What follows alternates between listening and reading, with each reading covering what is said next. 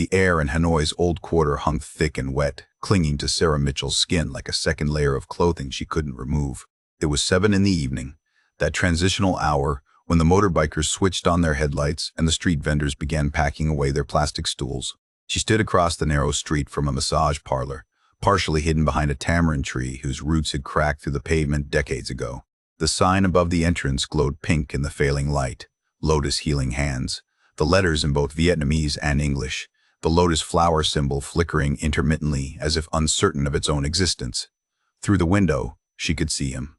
David, her husband of 12 years. He was laughing at something, his head thrown back in that uninhibited way he used to laugh with her, back when laughter between them didn't feel like a performance. The woman beside him was young, perhaps late 20s, wearing a pale blue aoi dai that made her look like she'd stepped out of a tourism poster. She had delicate features, high cheekbones, and when she smiled, her whole face transformed into something luminous. Sarah watched as the woman reached across the small table between them and touched David's shoulder, her fingers lingering there for just a moment longer than necessary. It wasn't sexual exactly. It was worse than that. It was familiar, intimate, the touch of someone who had earned the right to touch without asking. Sarah's phone felt slick in her palm. She'd been holding it so tightly for the past 20 minutes that her fingers had started to cramp. On the screen, David's location dot pulsed steadily, confirming what her eyes already knew.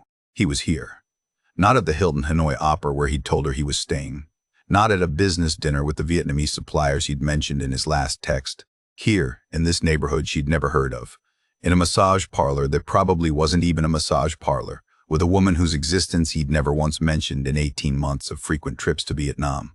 How long had she been standing here? Long enough for the street vendor across the way to notice her, to offer her a plastic stool and a bowl of phaisi she'd declined with the shake of her head. Long enough for the tropical sun to set completely, for the heat to shift from oppressive to merely stifling. Long enough to understand that this moment, this exact configuration of herself and her husband and this unknown woman would divide her life into before and after. But let's go back. Let's go back to before Sarah Mitchell was standing on a Hanoi street corner watching her marriage die through a window. Let's go back to when things were just difficult, not yet impossible. 3 weeks earlier, Sarah had been sitting in the staff room at Oakwood Primary School in Manchester, marking spelling tests during her lunch break. Around her, other teachers gossiped about a colleague's upcoming wedding, but Sarah wasn't listening. She was thinking about David's text from that morning, sent at what would have been 3 in the afternoon Vietnam time, meetings running late, probably won't be able to call tonight. Love you. Love you. Not I love you, just love you, the abbreviated version that people use when the words have become more habit than feeling. Sarah had stared at those 2 words for longer than she should have, trying to remember the last time either of them had said it and meant it, really meant it, with the full weight of the verb. Their marriage hadn't collapsed dramatically. There'd been no screaming matches, no thrown plates, no discovery of lipstick-stained collars.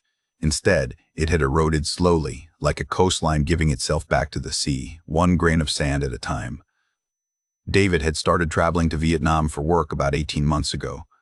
His company, a Manchester-based logistics firm called Premier Supply Solutions, had secured a major contract with Vietnamese textile manufacturers. David, as the senior supply chain manager, became the primary liaison. At first, the trips were monthly, 4 or 5 days at a time, then bi-weekly. Then, for the past 6 months, he was spending nearly half of each month in Southeast Asia. Sarah had understood, or told herself she understood. This was his career, their financial security. The extra income from his overseas work had paid off their car loan, funded the extension on their semi-detached in Didsbury. She had her own life, her own career. She loved teaching, loved her Year 3 students with their gap-toothed smiles and their absolute certainty that she knew everything about everything. She had friends, a book club, a yoga class on Thursdays. She was fine. They were fine. Except they weren't fine, were they? When David came home between trips, he'd seemed distracted, distant. He'd started sleeping on his side of the bed, turned away from her, his body a parenthesis closing her out. Their conversations had become logistical updates, calendars synchronized, bills discussed. The last time they'd made love was when? February. It was now late September. 7 months. She'd stopped initiating, tired of the polite rejections, the "I'm exhausted from the flight, and let's wait until I'm more settled." He'd stopped initiating too, and the silence around that mutual withdrawal had grown louder than any argument. There were other signs, small things that individually meant nothing but together formed a pattern she'd been avoiding. The way he'd started keeping his phone face down on tables.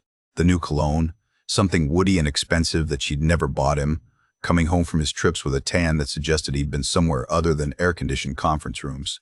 And once, when he was in the shower and his phone was charging in the bedroom, she'd seen a notification pop up. A message in Vietnamese. She didn't speak Vietnamese, couldn't read the script, but she'd felt something cold settle in her stomach anyway. She'd almost asked him about it. Almost. But asking would have meant acknowledging that she was the kind of wife who checked her husband's phone, the kind of wife who didn't trust, the kind of wife whose marriage had become something that required surveillance. So she'd said nothing, and he'd come out of the shower smelling of her lavender body wash, and they'd sat in the living room watching a nature documentary about penguins, not touching, the space between them on the sofa carefully maintained. David's birthday was October 8th. He'd be in Vietnam. Again, he'd apologized about that, said the suppliers had insisted on meeting that specific week, that he'd make it up to her when he got back. Sarah had nodded, smiled, said it was fine. But later that night, lying in bed beside his sleeping form, she'd made a decision. She would surprise him. Fly to Hanoi, show up at his hotel, the champagne and the vintage watch he'd been eyeing for months. It would be romantic, spontaneous, the kind of gesture that might crack through whatever wall had built itself between them. Her sister Emma had thought it was a terrible idea. Sarah, if he wanted you there, he'd have invited you, Emma had said over coffee 3 days before Sarah's flight. Maybe give him space. Maybe you both need space. But Sarah hadn't wanted space. She'd wanted her husband back. She'd wanted to return to 2014, to their wedding day at that country house in the Cotswolds, when David had cried during his vows, and she'd believed absolutely and forever. So she'd booked the ticket, requested leave from school, packed a small suitcase with the kind of clothes she imagined people wore in Hanoi, light dresses, comfortable sandals, a wide-brimmed hat she'd bought specifically for this trip. The flight had been interminable. 11 hours to Dubai, then another 6 to Hanoi. She'd barely slept, too excited, too nervous. She'd rehearsed the moment of surprise in her head dozens of times. Would he laugh? Would he sweep her into his arms? Would this be the moment they'd tell their friends about later? The time Sarah flew halfway around the world to save their marriage? She'd landed at Noi Bay International Airport at 2 in the afternoon on October 7th. The heat had hit her like a physical force the moment she'd stepped outside to find a taxi. Manchester in October meant jumpers and drizzle.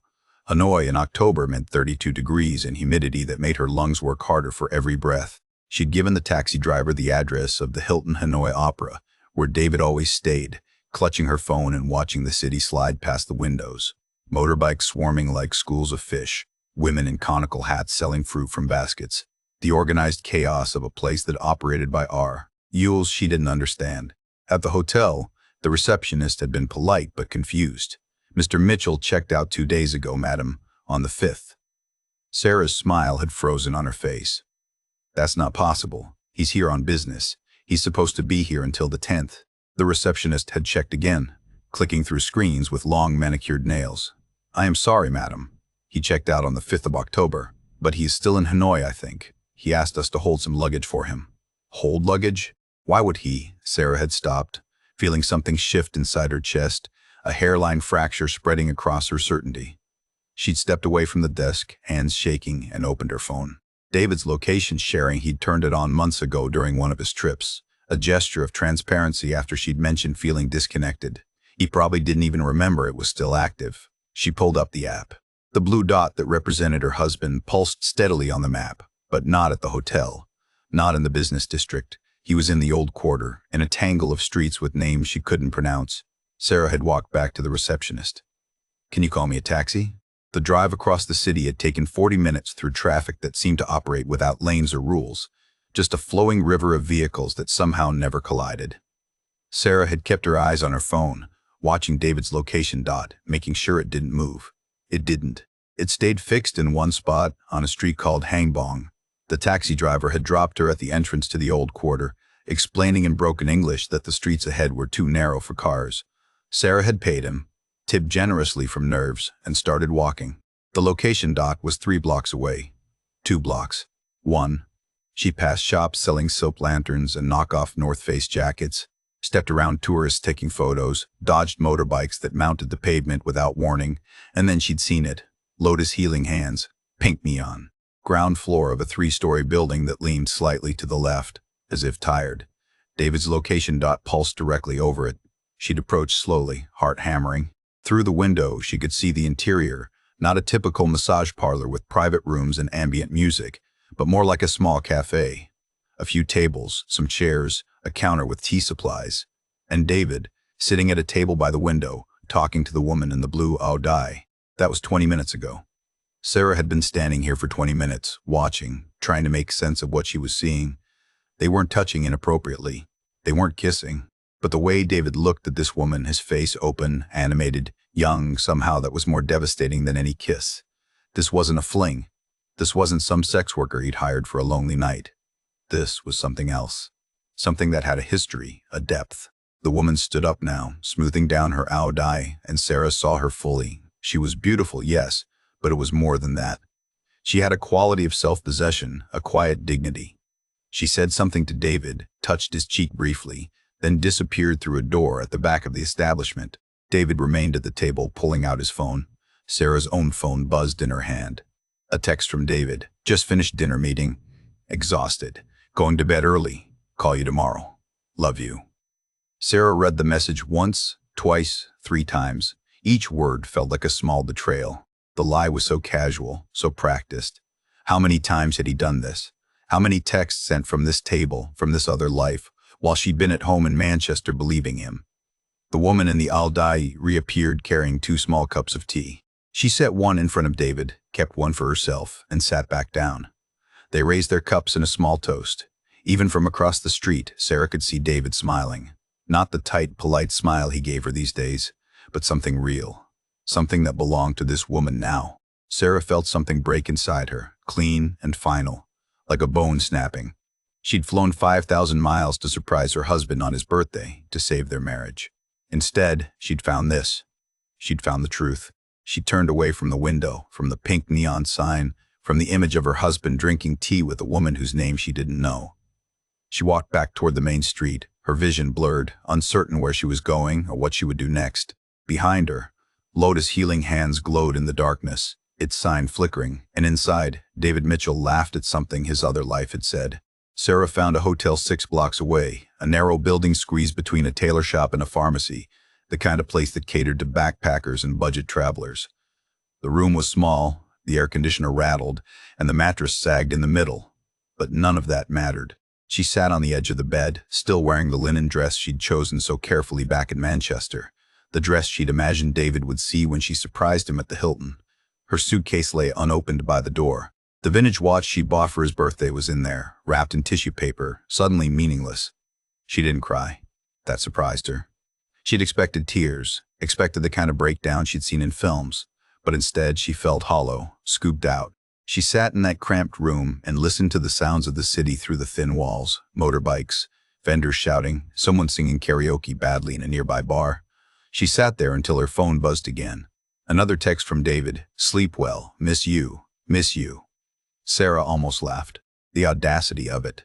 The casual cruelty of maintaining the fiction while sitting across from another woman, drinking tea, living an entire separate existence. She typed out a response. "I'm in Hanoi," then deleted it. Typed, "I know about her," and deleted that too. Finally, she sent back a simple, "You too," and set the phone face down on the nightstand. She didn't sleep that night. Instead, she lay in the dark and made a plan. She wouldn't confront him yet. She would watch. She would learn. She would understand the full scope of what he'd done before she decided what to do about it. In the morning, she would return to Lotus' healing hands. She would follow them. She would see exactly what her husband's other life looked like. Dawn came early, the city waking up around 4 in the morning with the sound of metal shutters rolling up and motorbikes coughing to life. Sarah showered in the tiny bathroom, dressed in jeans and a plain t-shirt, clothes that wouldn't stand out. She bought coffee from a street vendor, thick Vietnamese coffee that tasted like burnt sugar, and stationed herself at a cafe across from Lotus' healing hands with a clear view of the entrance. She didn't have to wait long. At 7:30, the woman in the dye arrived on a motorbike, her hair tied back in a practical ponytail, wearing jeans now instead of traditional dress. She unlocked the door, disappeared inside. Lights came on. Sarah could see her moving around, arranging things, preparing for the day. At 8:15, the first customer arrived, an elderly Vietnamese man who stayed for 40 minutes, then a young couple, then 2 middle-aged women together, so it was a real business. A real massage parlor. That made it somehow worse, Sarah thought. If it had been just a front, just a place for assignations, that would have been simpler.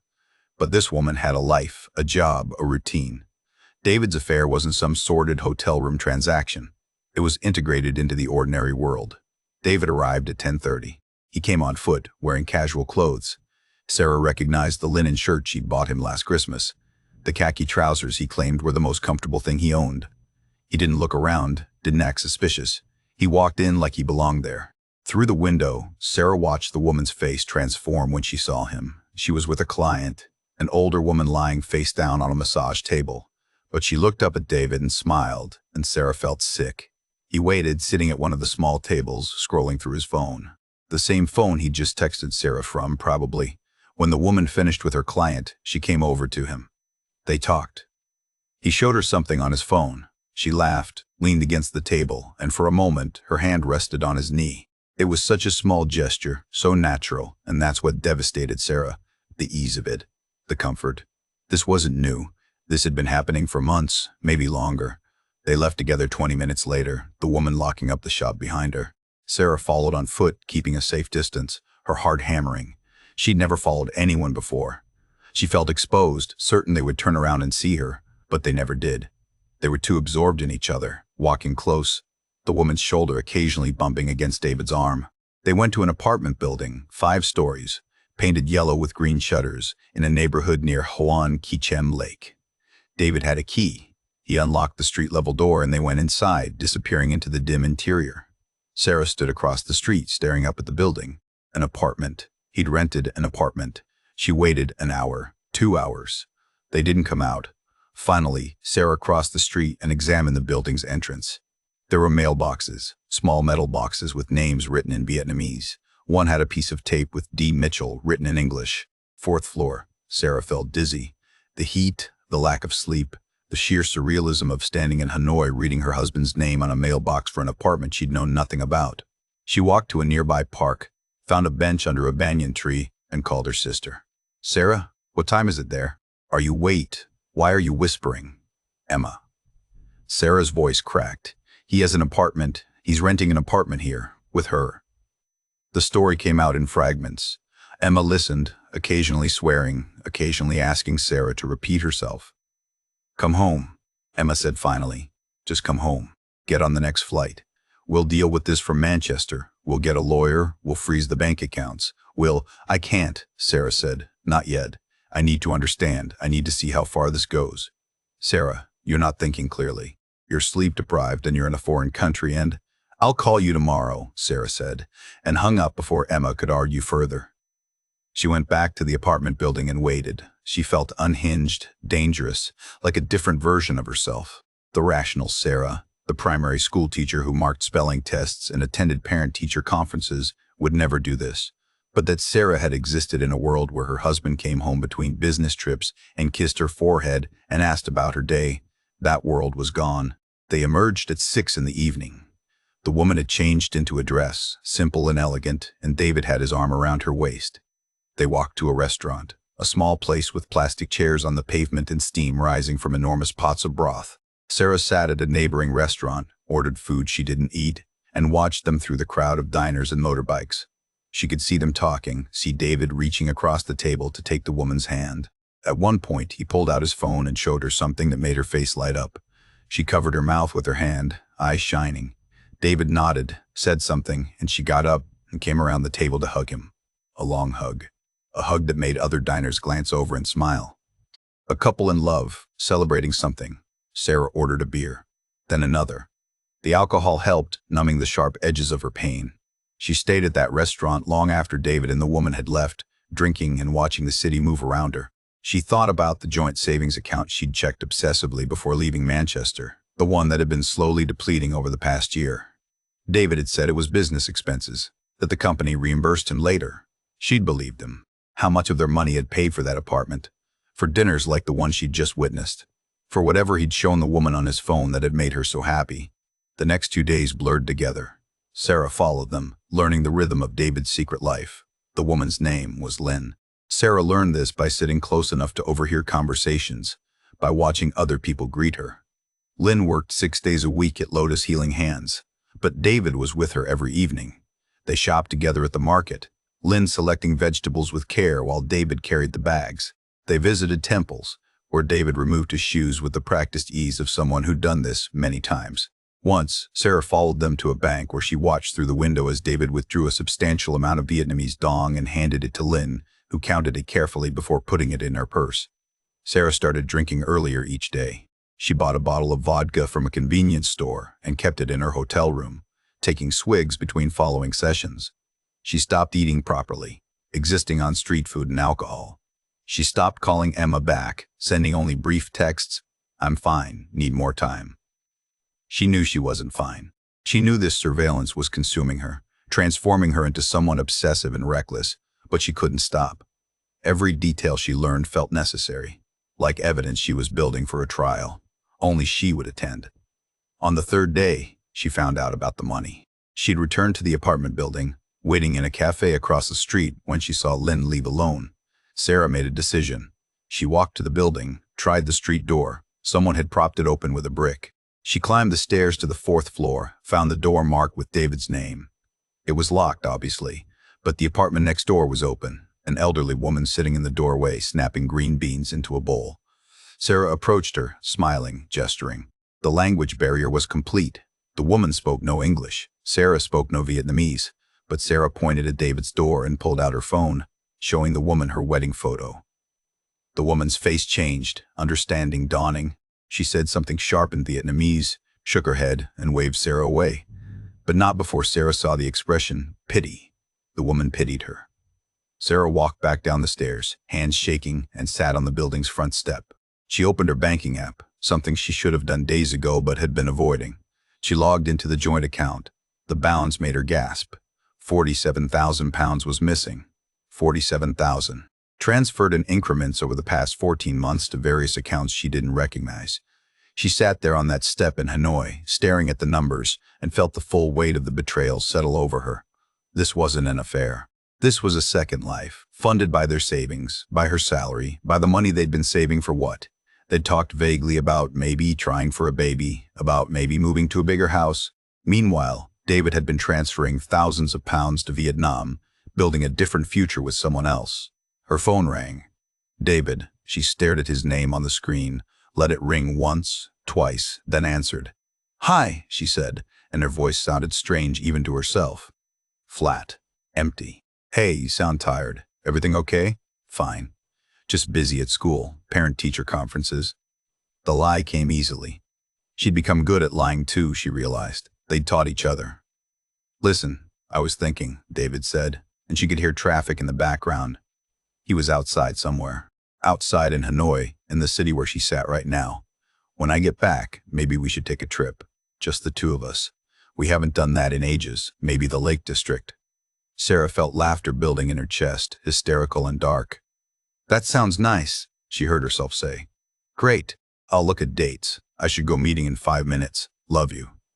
"Wait," Sarah said. "David?" "Yeah?" She paused. She could end it now. She could tell him she knew, tell him she was here, watching. But something stopped her. She wasn't ready yet. Nothing. "Have a good meeting." She hung up and sat on those steps, phone in hand, and realized she'd crossed a line. She was no longer gathering information. She was planning something, though she didn't yet know what. The rational part of her brain, the part that taught 8-year-olds about proper nouns and photosynthesis, was screaming at her to stop, to go home, to handle this through lawyers and divorce proceedings.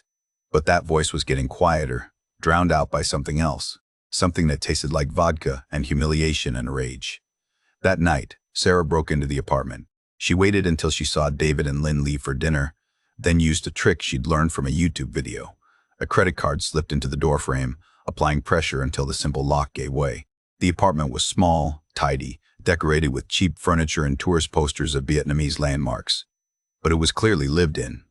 There were 2 toothbrushes in the bathroom, men's clothes mixed with women's clothes in the closet, photos on the refrigerator, David and Lynn at Ha Long Bay, at a waterfall somewhere, at a rooftop bar with the city spread out behind them.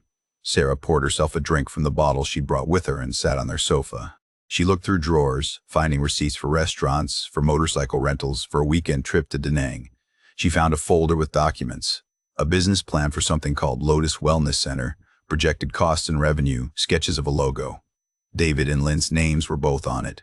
They were planning to open a business together. In the bedroom, she found a small velvet box hidden in David's sock drawer. She opened it.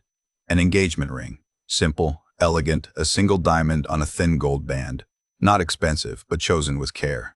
Sarah sat on the bed holding that ring box, and something inside her finally shattered completely.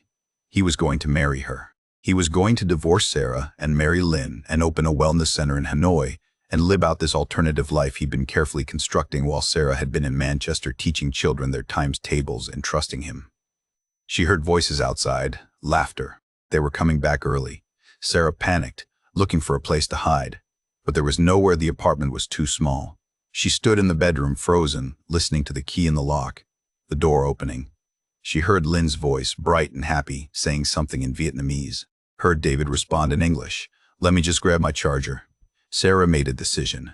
She walked out of the bedroom into the living room where they stood, Lynn frozen in the act of taking off her shoes, David halfway to the bedroom. They both stared at her. The silence stretched out, vast and terrible. Sarah saw the exact moment David understood. His face went pale, then red, his mouth opening and closing. Lynn looked between them, confused, then frightened. "Sarah," David said finally, "what are you? How are you?" "I came to surprise you," Sarah said, and her voice was calm, eerily calm. "For your birthday. I thought we'd have champagne at the Hilton Romantic, but you weren't at the Hilton, were you, David?" Lynn said something in Vietnamese, urgent, questioning. David held up a hand to her, not looking away from Sarah. "This isn't what we need to talk, but not here, not in front of her." Sarah gestured at Lynn. "Why not? She lives here, in your apartment, wearing my money." "Your money?" David's tone shifted, defensive now. "It's our money, Sarah. Joint account. And I've been working my ass off here while I've been what? Teaching? Maintaining our actual home? Being your wife?" Sarah's voice rose. "While you've been what, David? Playing house with her? Planning to open a wellness center? Buying engagement rings?" She saw his eyes flick to the bedroom, understanding that she'd gone through his things. Lynn was backing toward the door now, phone in hand, speaking rapidly in Vietnamese. David turned to her, said something back, then to Sarah. "You need to leave. We can talk tomorrow when you've calmed down." "Calm down?" Sarah laughed, and the sound was ugly. "I've been following you for 3 days, David. I've watched you play the devoted boyfriend. I've seen you hand her our money. I've seen you kiss her at temples and hold her hand at dinner and live this entire life while telling me you were at meetings. So don't tell me to calm down. You followed us?" His face shifted again, this time to anger. "That's insane, Sarah. That's actually insane. You can't just what? Can't just show up in your secret life? Can't you see what you've been doing with 47,000 pounds of our savings?" She was shouting now. Lynn was definitely calling someone, her voice high and frightened. "How long, David? How long have you been lying?" He ran his hands through his hair, a gesture she knew so well it hurt. "It's not that simple. We've been unhappy for years, Sarah. You know we have. You've been emotionally checked out, buried in your work, and I've been here trying to build something meaningful, trying to what? Trying to replace me? Trying to start over?" Sarah felt tears finally coming, hot and angry. "I'm your wife." "Are you?" David said quietly. "When's the last time we had a real conversation? When's the last time you asked me how I was actually feeling? You wanted me to keep traveling, keep earning, keep the money coming in so you could have your comfortable life. Well, I found something here. I found someone who actually sees me." Lynn was at the door now, opening it, speaking to someone in the hallway. Sarah heard footsteps, more voices. David moved toward her. "Sarah, you need to leave before this gets worse."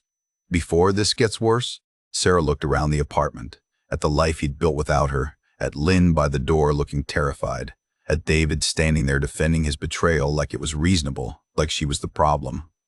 How could this possibly get worse? She walked toward the kitchen, unsteady on her feet from the vodka, from the adrenaline, from the sheer overwhelming enormity of it all. She saw the knife block on the counter, a wedding gift from her parents, and for one moment, just one moment, she thought about grabbing one. Not to hurt anyone, just to have something solid to hold on to in a world that had become completely unreal. But she didn't. She grabbed the bottle of vodka she'd left on the table instead and walked toward the door. Lynn shrank back, still holding her phone. David reached for Sarah's arm. "Don't touch me," Sarah said, and something in her voice made him stop. She walked past them both, past the neighbors gathering in the hallway, down the 4 flights of stairs and out into the Hanoi night. Behind her, she could hear David calling her name, but she didn't turn around. She walked until she found a park, found a bench, and sat down with her bottle, watching motorbikes stream past like an endless river of light. The next morning, Sarah woke up in her hotel room with no memory of how she'd gotten there. The vodka bottle was empty on the floor. Her phone showed 6 missed calls from David, 3 from Emma. She ignored them all. Instead, she took a shower, put on clean clothes, and went back to the apartment building. She waited across the street until she saw David leave alone. Then she went up. Lynn answered the door on the 3rd knock. She looked exhausted, her eyes red from crying. They stared at each other for a long moment, these 2 women connected by one man's choices. "You speak English?" Sarah asked. Lynn nodded. "Little bit. Can I come in?" Lynn hesitated, then stepped aside. They sat in the living room where Sarah had sat the night before. In the daylight, the apartment looked shabby, sad. Lynn brought tea without asking, set a cup in front of Sarah with shaking hands. "He told you he was divorced," Sarah said. Not a question. Lynn's eyes filled with tears. She nodded. "He told you he was moving here permanently." Another nod. "He's my husband," Sarah said. "We've been married 12 years. We have a house in Manchester. He's been lying to both of us." Lynn covered her face with her hands and began to cry, shoulders shaking. Sarah watched her, feeling oddly detached. This woman wasn't the villain. She was just another person David had used, had lied to, had manipulated into believing in a future that didn't exist. They sat like that for a while, in silence broken only by Lynn's crying and the sounds of the city outside. Finally, Lynn spoke. "I send money to my mother, my village. She is sick. He helped me. He say we have business together, future together." "I know," Sarah said. "I saw the business plan. I saw the ring." Lynn looked up sharply. "Ring?" Sarah almost laughed. So David hadn't proposed yet. He'd been waiting, planning, living out his timeline. In his drawer, engagement ring. Fresh tears fell down Lynn's face. She said something in Vietnamese, maybe a prayer, maybe a curse. Then, in English, "I am sorry. I did not know. I am sorry." "I know," Sarah said again. And she meant it. She wasn't angry at Lynn. All her rage, all her pain, was focused on David. David, who had done this to both of them. David, who had built 2 lives and maintained them with practiced lies, who had made them both believe they were the center of his world while keeping them carefully apart. Sarah stood to leave. At the door, Lynn touched her arm. "What you do now?" Sarah looked at her, this young woman whose life David had entangled with his deceptions, and realized she didn't have an answer. She'd come to Hanoi to save her marriage. She'd discovered there was no marriage left to save, but she didn't know what came next. "I don't know," she said, and walked out into the morning heat. That night, Sarah went back to the apartment one more time. She'd made a decision, though she couldn't have articulated what it was. She just knew she needed to confront David properly, completely, without Lynn there, without escape routes. She let herself in with the credit card trick again and waited in the dark living room. David came home at 9:30, turning on the lights, and found her sitting on his sofa. "Jesus Christ, Sarah." He grabbed his chest. "You can't keep breaking in here. This is actually illegal, you know. I could call the police." "Go ahead," Sarah said. "Let's explain to the Vietnamese police how you have a wife in England and a girlfriend here. Let's talk about the 47,000 pounds you stole from our joint account." David closed the door, locked it. He looked tired, defeated. "I didn't steal it. I earned most of that money. We earned it together, as a married couple. Or did you forget that part?" He sat down in the chair across from her, leaned forward with his elbows on his knees. "I was going to tell you. After this trip, I was going to ask for a divorce. How generous of you." Sarah felt remarkably calm. The vodka helped. She'd been drinking since 6. And then what? Marry her? Open your little wellness center? Pretend Manchester never happened? "I love her," David said simply. "I know that's not what you want to hear, but it's true. I love her, and I'm happy here in a way I haven't been happy in years. So it's my fault." "It's nobody's fault." He ran his hands through his hair again. "We grew apart, Sarah. These things happen. We got married young, and we changed, and we wanted different things, and instead of dealing with it, we just existed. Going through the motions. You know I'm right. So you decided to solve it by creating an entirely separate life and draining our savings and lying every single day for over a year? When you say it like that, how should I say it, David? What's the nice way to describe what you've done?" They sat in silence. Outside, someone was setting off fireworks, sharp cracks echoing through the neighborhood. David spoke first. "What do you want, Sarah?" "You want me to apologize." "Fine, I'm sorry. I handled this badly. I should have asked for a divorce before starting something with Lynn. But I can't change what's done." "So what do you want?" What did she want? Sarah thought about that. She wanted to go back in time, to 2014, to their wedding day. She wanted to never have bought that plane ticket to Hanoi. She wanted to have confronted the distance between them a year ago, 2 years ago, before it became this chasm. She wanted David to be the man she'd married, the one who'd cried during his vows and promised forever. But that man was gone. Maybe he'd never existed. Maybe she'd been in love with a fiction all along. "I want you to feel what I'm feeling," Sarah said finally. "I want you to understand what it's like to have your entire life revealed as a lie." "I do understand," David said. "I know this hurts. But Sarah, we can handle this like adults. Uncontested divorce, split everything fairly.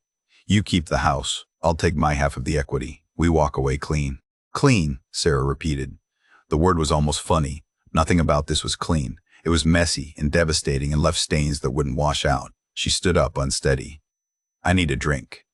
She walked to the kitchen, opened the cabinet where she'd seen wine bottles the previous night. She pulled one out. A red wine, expensive, probably something David had bought to impress Lynn. She didn't bother with a glass, just opened it and drank straight from the bottle. "Sarah, maybe you should slow down." David had followed her to the kitchen.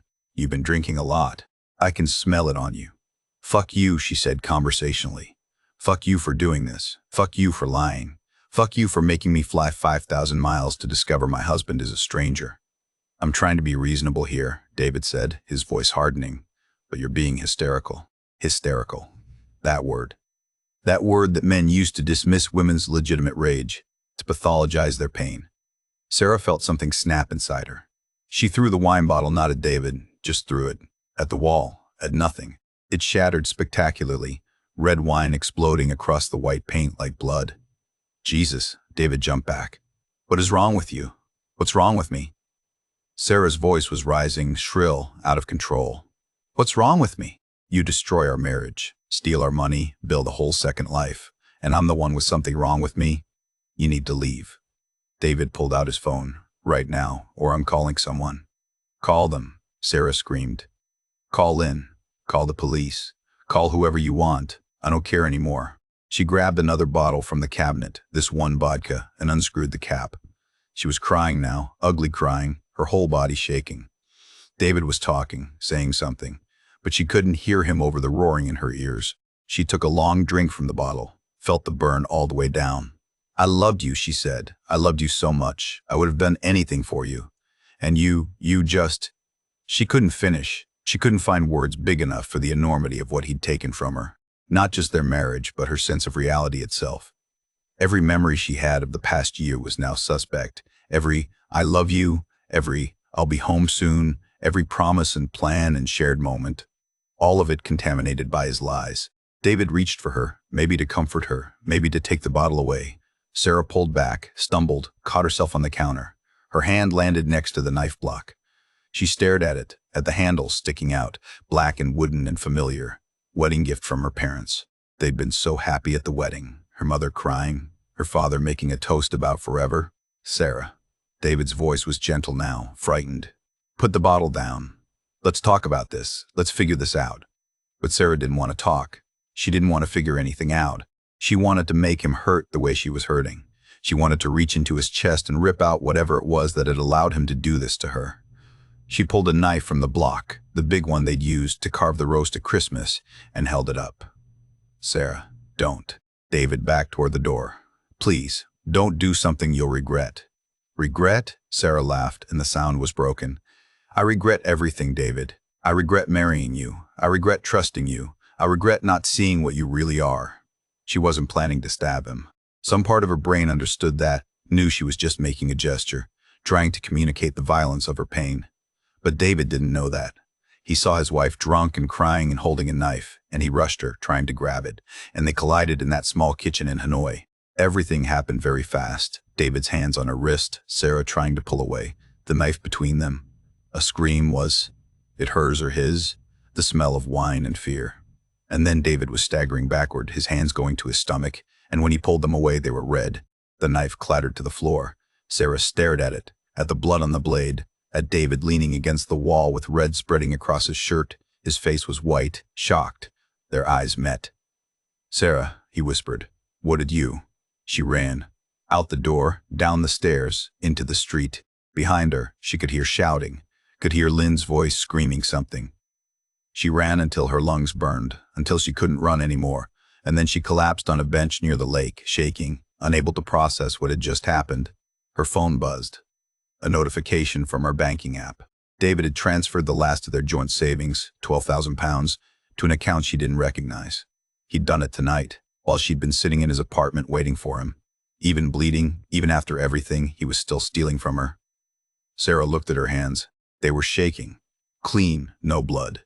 But she could still feel the resistance of the knife going in, could still see David's shocked face. She pulled out her phone and opened the airline app, tried to book a flight home, but her hands were shaking too badly to type. Sirens in the distance, getting closer. Sarah stood up, started walking. She didn't know where she was going, away from the apartment, away from what she'd done, away from the ruins of everything she'd thought her life was. But in Hanoi, there was nowhere far enough to run. The sirens found her before she made it 3 blocks. Sarah was sitting on the curb outside a closed electronics shop staring at her hands when the police car pulled up. 2 officers got out, a man and a woman, both young and professionally calm. They spoke to her in Vietnamese at first, then switched to broken English when she didn't respond. "You come with us, please." "You, Sarah Mitchell?" She nodded. She didn't ask how they knew her name. Of course they knew. Lynn would have told them. Or David, if he was conscious, if he was alive. Sarah felt nothing as they helped her into the back of the car. No resistance, no fear, just a vast emptiness where her emotions should have been. The alcohol was wearing off, leaving her hollowed out and raw. Bach, my hospital, appeared through the car window like something from a nightmare, all fluorescent lights and urgent activity. The police brought her inside, but not to David. Instead, they took her to a small room with plastic chairs and told her to wait. A doctor came in eventually, a middle-aged woman with kind eyes and tired features. "Your husband is in surgery," she said in careful English. "The knife damaged his liver. He is critical but stable. He will live, we think." Sarah nodded. "He will live." That should have brought relief, but she felt nothing. The doctor studied her with something that might have been sympathy. "The police need to talk to you. I have called the British consulate. They are sending someone. You understand?" "Yes," Sarah said. Her voice sounded distant, like it belonged to someone else. The police interview happened in stages over the next 6 hours. First, a detective who spoke minimal English and took her passport. Then a translator, a bored-looking man in his 50s who chain-smoked between questions. Finally, a more senior officer, a woman named Captain Nguyen, whose English was excellent and whose questions were sharp and precise. "Mrs. Mitchell, tell me what happened in the apartment." Sarah told the truth, or a version of it. She'd discovered her husband's affair, confronted him, they'd argued. She'd been drinking. She'd picked up a knife, not to hurt him, but because she was distraught. He'd tried to take it from her. They'd struggled. The knife went in. It was an accident. "An accident," Captain Nguyen repeated, making notes. "But you broke into the apartment earlier in the evening, yes? The door lock was damaged. You were waiting for him." "I used our wedding anniversary code," Sarah lied. "He used the same numbers for everything. It wasn't breaking in. It's his apartment." "And yours?" "No, I live in England. He lives here. He's been living here for months without telling me." Sarah felt tears coming again, but they felt performative now, like her body going through motions it remembered. "I came to surprise him for his birthday. I found out he had a whole other life. A girlfriend. Plans to divorce me and marry her. He stole nearly £50,000 from our joint account." Captain Nguyen's expression didn't change. "Miss Lynn Tran has given a statement. She says you were very drunk. She says you were screaming, throwing things. She says you pulled the knife first and Mr. Mitchell tried to defend himself." "That's not—" Sarah stopped. Was it true?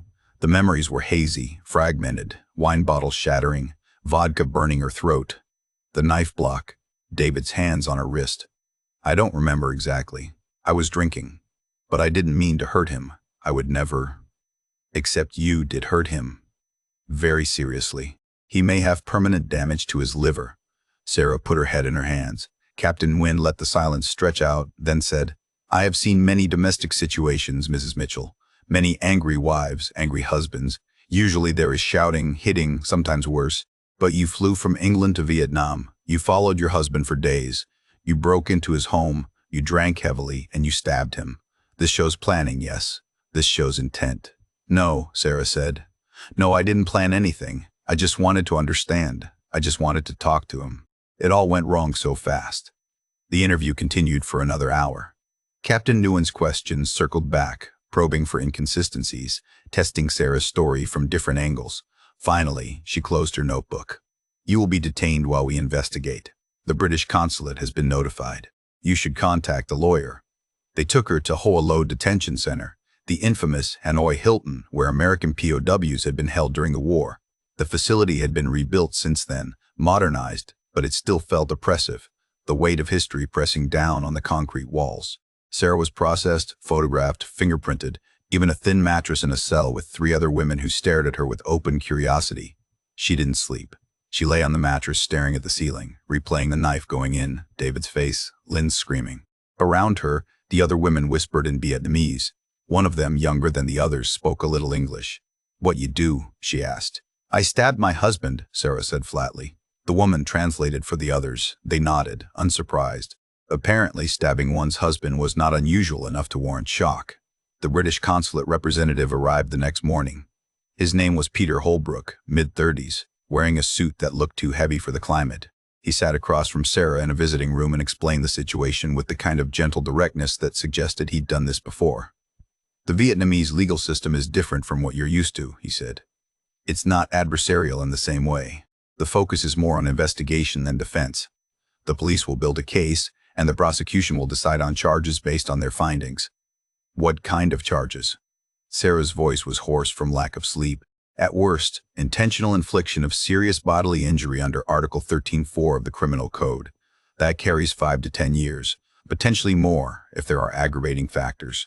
At best, causing bodily harm under circumstances of extreme emotional distress, which might get you a suspended sentence, especially if your husband's statement supports your version. And does it support my version? Peter shifted in his chair. He's given 2 statements so far. The first, immediately after surgery, said it was an accident, that you were both struggling for the knife. The second, given yesterday when he was more lucid, was less clear. He said you'd been acting erratically, that you'd threatened him, that he was afraid. Sarah felt cold. He's lying.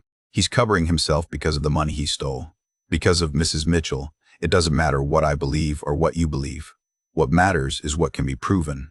And right now, the evidence is mixed. There are witnesses who heard shouting. There's the damaged lock on the apartment door. There's your blood alcohol level, which was quite high. There's the fact that you'd been following them for days. Peter pulled out a folder. Your sister called me. She said you'd been calling her, telling her about the surveillance.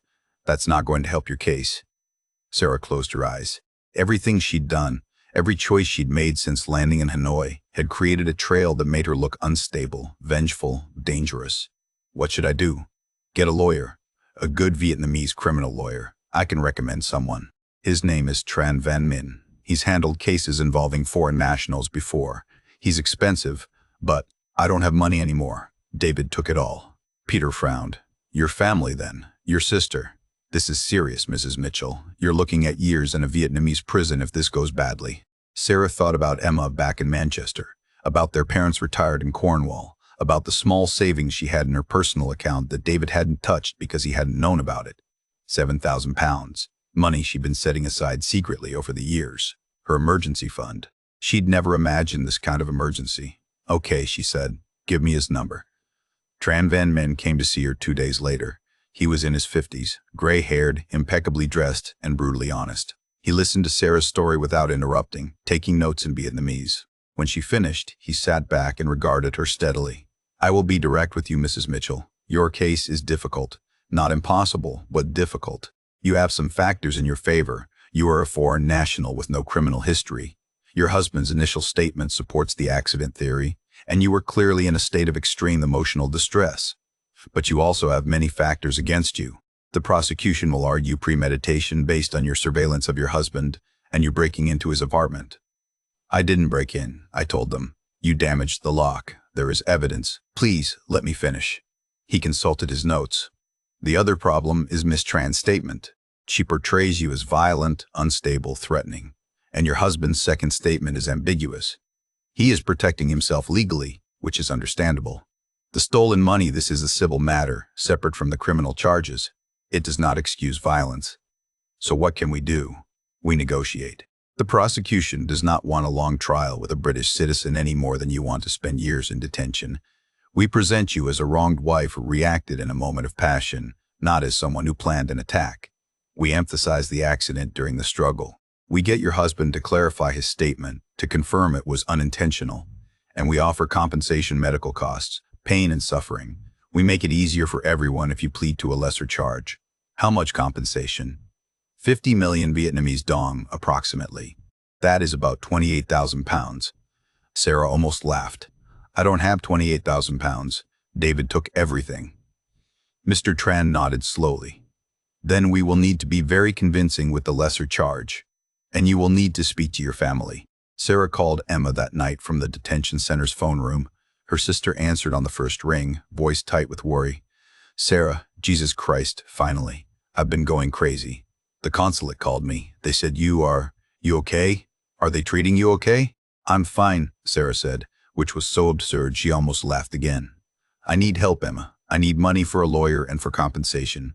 About 35,000 pounds total. The silence on the other end stretched out. Then, Sarah, I don't have that kind of money. The mortgage, the kids, Tom's business. We're stretched as it is. Maybe Mom and Dad. They don't have it either. Their pension barely covers expenses. Sarah pressed her forehead against the wall. I know I'm asking for the impossible. I don't know what else to do. What about the house? Your house with David? Joint ownership. I can't sell it without his signature, and he's not going to sign anything that helps me right now. Emma was quiet for a moment. He's actually that vindictive. After what he did to you. I stabbed him, Emma. Whatever he did, I stabbed him. That changes the equation. It was an accident. Was it? Sarah felt tears building again. I don't know anymore. I was so angry. I picked up the knife. Did I mean to hurt him? I don't think so. But I wanted to hurt him emotionally. I wanted him to feel what I was feeling, and maybe that's the same thing. Maybe I'm exactly what they're saying. I am violent, unstable, dangerous. Stop it, Emma said sharply. You're not dangerous. You're a primary school teacher who got her heart broken by a lying bastard. Anyone would have lost it in your situation. Not everyone stabs their husband. No, but Emma stopped, regrouped. Okay, let me talk to Tom. Let me see what we can do. Maybe we can remortgage or take out a loan, or I'll figure something out, Sarah. I promise. You're my sister. I'm not letting you rot in a Vietnamese prison. Thank you, Sarah whispered. And Sarah, for what it's worth, I hope David's liver never works properly again. Despite everything, Sarah smiled. The negotiation process took 3 months. 3 months of detention, of learning to sleep with fluorescent lights that never fully turned off, of eating rice and vegetables that all tasted the same, of her world shrinking to concrete walls and barred windows. Emma managed to scrape together 20,000 pounds through a combination of a loan and help from their parents.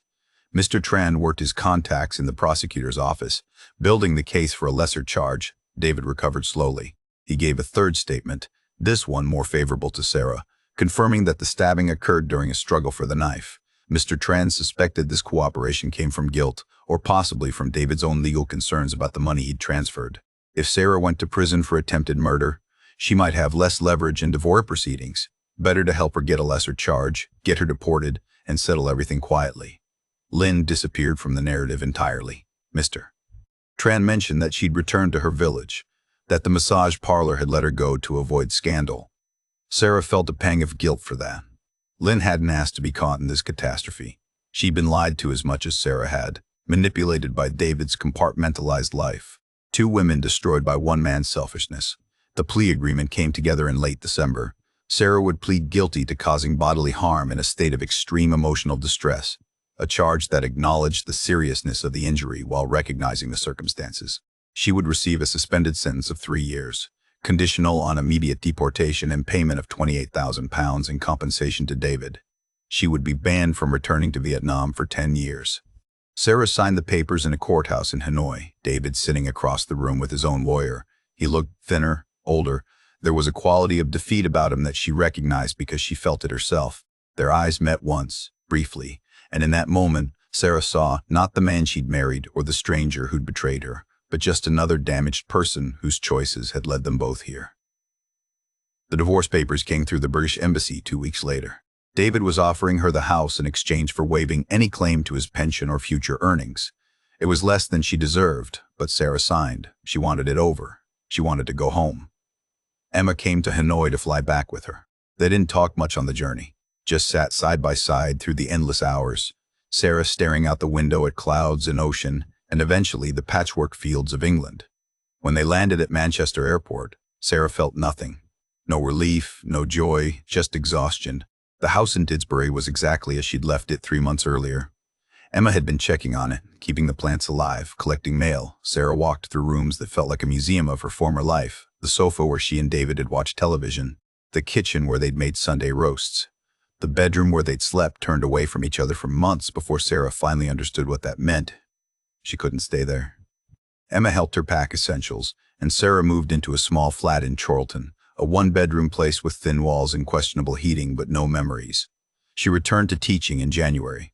The school had held her position, though the headmaster had made it clear this was a one-time courtesy. The other teachers treated her with careful politeness, asking no questions about her extended absence. Her students, mercifully, didn't care about adult complications. They still had spelling tests and times tables and playground dramas. Sarah threw herself into work, staying late to plan lessons, volunteering for every committee and event. She couldn't bear being alone with her thoughts. David moved to Cornwall. She heard this through Emma, who heard it from someone on social media. He didn't return to Manchester, didn't try to contact her except through lawyers handling final divorce details. She didn't know if he was still in touch with Lynn, didn't know if his wellness-centered dream had survived the stabbing and the scandal. She didn't want to know. 6 months after returning from Vietnam, Sarah sat in the living room of her small flat, holding the final divorce decree. It had arrived that morning, official and impersonal, dissolving 12 years of marriage in bureaucratic language. She was single now, 34 years old, single, with a criminal record in a foreign country and a suspended sentence hanging over her like a sword. She thought about the moment in David's apartment when she'd picked up the knife.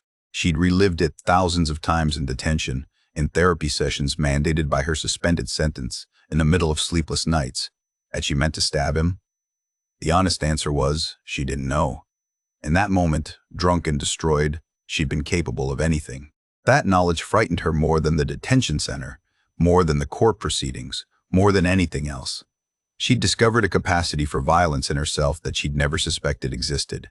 But she'd also discovered something else. She discovered that betrayal doesn't happen in a single moment. It happens in accumulation, in all the small choices that lead to bigger ones. David's first lie about where he was, about who he was with, his first transfer of money to Vietnamese accounts, the first time he told Lynn he was divorced. Each of those moments had been a choice, and collectively they'd built the architecture of his double life. Sarah's choices had been different but equally significant. The times she'd noticed something wrong and said nothing. The evenings she'd been relieved David was traveling because it meant she didn't have to confront their failing marriage. The perfume on his shirts that she'd convinced herself was nothing. She hadn't caused David's betrayal, but she'd created the conditions where it could flourish unnoticed. Her therapist had a term for it, willful blindness. They'd both been guilty of it, Sarah and David, seeing only what they wanted to see, ignoring evidence that contradicted the story they'd told themselves about who they were as a couple. The most dangerous lies aren't the ones we tell each other, Sarah thought. They're the ones we tell ourselves. That we're fine, that there's still time, that the person sleeping next to us is still the person we married. She'd learned the truth too late, and in the worst possible way. Some betrayals don't happen in a moment. They happen in the spaces between moments, in all the days we weren't paying attention. Sarah folded the divorce decree and placed it in a drawer with other documents from that chapter of her life. Court papers, plane tickets, hospital bills. She would keep them, not to dwell on, but to remember. To remember what happens when people stop being honest with each other and, more importantly, with themselves. Outside her window, Manchester was settling into evening. Cars on the street, people walking dogs, ordinary life continuing in its ordinary way. Sarah made herself a cup of tea and sat by the window watching it all. Tomorrow she'd return to school, to her Year 3 students and their uncomplicated needs. Tomorrow she'd continue the slow work of rebuilding a life from wreckage. But tonight she let herself feel the full weight of everything she'd lost. Her marriage, her savings, 12 years of accumulated dreams and plans and shared history. A version of herself that had existed before Hanoi, before the knife, before she'd learned exactly what she was capable of when pushed to breaking. That woman was gone. In her place was someone harder, wiser, irreparably changed. Sarah didn't know yet if this new version of herself was better or worse, only that she was different.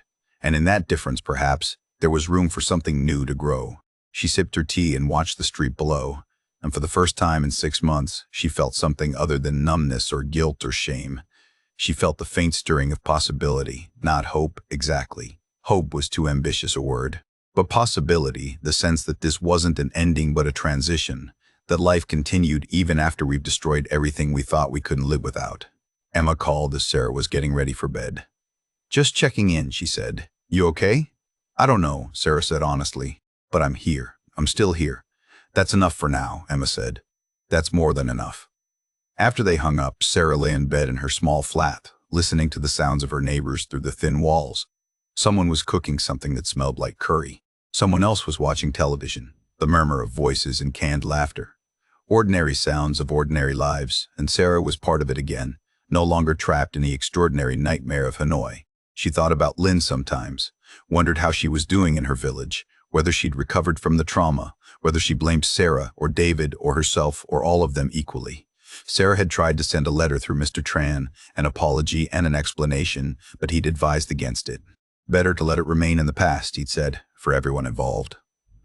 So Lynn remained a ghost in Sarah's memory, a woman she'd wronged indirectly, another casualty of David's deceptions and Sarah's desperate response to them. Sarah hoped she was okay. She hoped Lynn had found a way to move forward, to rebuild, to forgive herself for believing in someone who'd lied so convincingly. The criminal record would follow Sarah forever. Any job application, any background check would reveal it, causing bodily harm. She'd have to explain it over and over, and each time would resurrect the shame and the guilt and the memory of that knife going in. But she would survive it. She was already surviving it.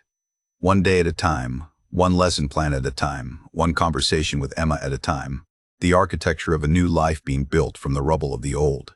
Sarah closed her eyes and, for the first time since Hanoi, slept through the night without nightmares. When she woke the next morning to her alarm, the sun was streaming through her window, and outside her door the world was continuing its complicated business of living. She got up, got dressed, made coffee, and prepared for another day of teaching 8-year-olds about photosynthesis and proper nouns. And in that ordinary routine, in the familiar rhythm of work and responsibility, Sarah found the beginning of something she'd thought she'd lost forever in that apartment in Hanoi. Not redemption, not forgiveness, but the simple, stubborn persistence of life after catastrophe. The knowledge that even when we destroy everything, even when we become people we don't recognize, even when we learn the worst truths about ourselves and the people we loved even then, we continue. We get up, we go to work, we drink our tea and answer our phones, and gradually, imperceptibly, we become ourselves again. Different selves, changed selves, but selves nonetheless. Sarah Mitchell understood this now, in a way she never had before. And armed with that hard-won knowledge, she stepped out into the Manchester morning and began again.